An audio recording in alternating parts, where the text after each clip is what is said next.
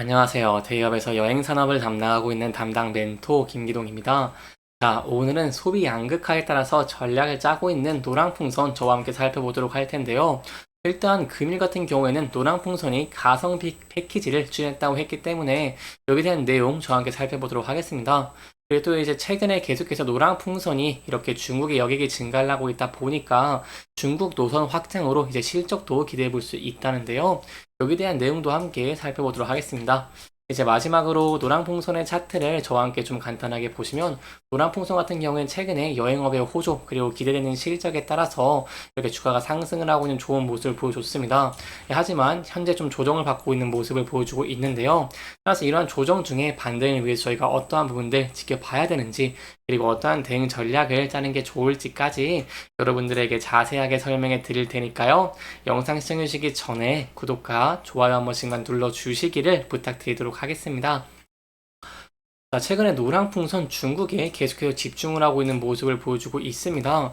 아무래도 노랑풍선의 중국 패키지 여행객의 예약이 증가하는 모습을 보여주고 있다 보니까 상품 다양하게 나서는 모습을 보여주기도 했고요.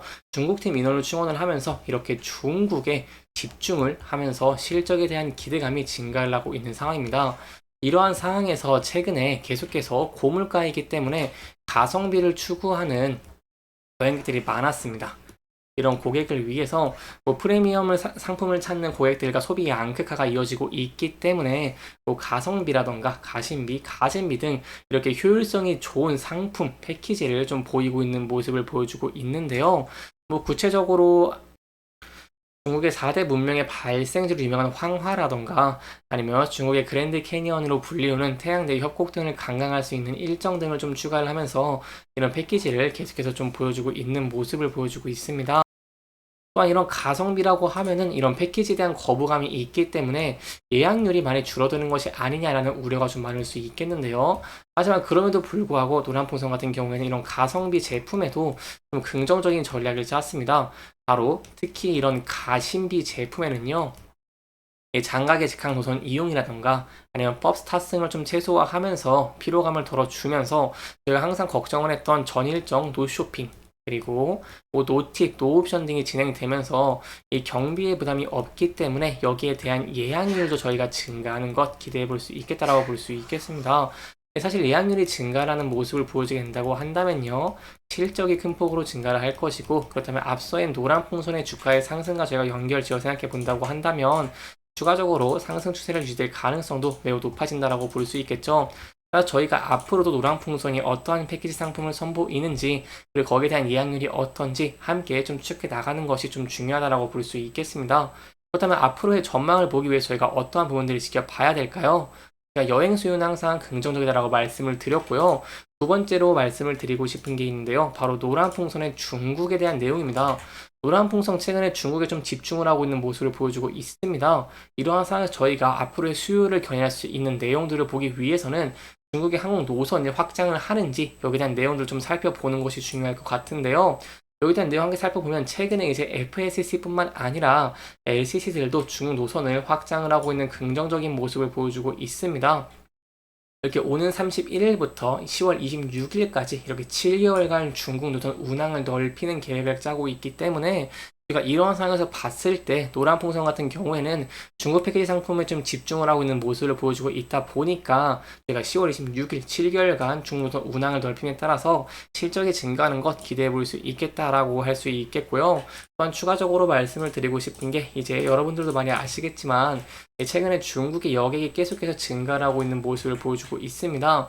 좀 구체적인 수치로 저와 함께 본다고 하시면 1분기 동안 이제 한중 여객 추이를 보면 641% 이렇게 증가하는 긍정적인 모습 보여줬다고 할 수 있겠고요. 대표적으로 비교를 해보는 코로나19 전과 비교해 본다고 한다면 70% 가까이 회복을 한 좋은 모습을 보여주고 있기 때문에 현재 항공업계에서도 앞서 말씀드린 중국 여객 수요를 잡기 위한 노선 증편을 계속해서 나가고 있는 이런 모습을 보여주고 있고 여기에 따라서 이제 계속해서 중국 패키지를 보이고 있는 노란 풍선이 큰 수혜를 볼 수 있을 것이다라고 기대할 수 있겠습니다. 그렇다면 앞으로 또 이렇게 여객이 계속해서 증가를 할 수 있는 이런 증거가 있을까요?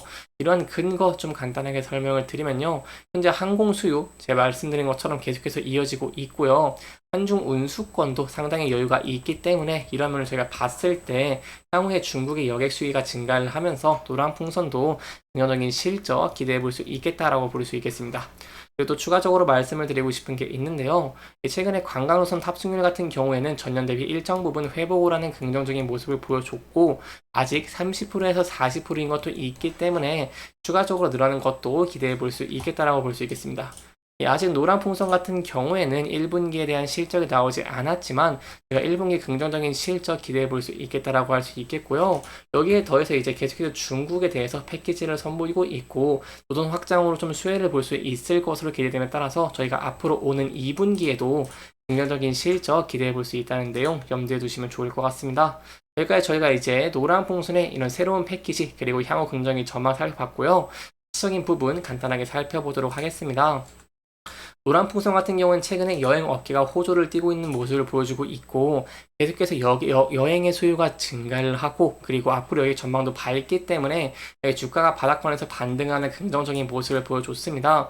하지만 최근에 이렇게 3거래일 동안 좀 조정을 받고 있는 모습을 보여주고 있는데요. 그렇기 때문에 여기에 대한 대응 전략 지금부터 좀 자세하게 설명해 드리도록 하겠습니다.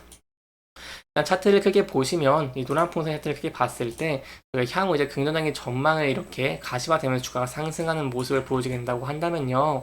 이렇게 앞서서 이렇게 저항을 받았던 라인대 그리고 이렇게 매물대가 쌓이는 이 라인대들을 돌파할 수 있을지 함께 지켜보시는 게 중요할 것 같고요.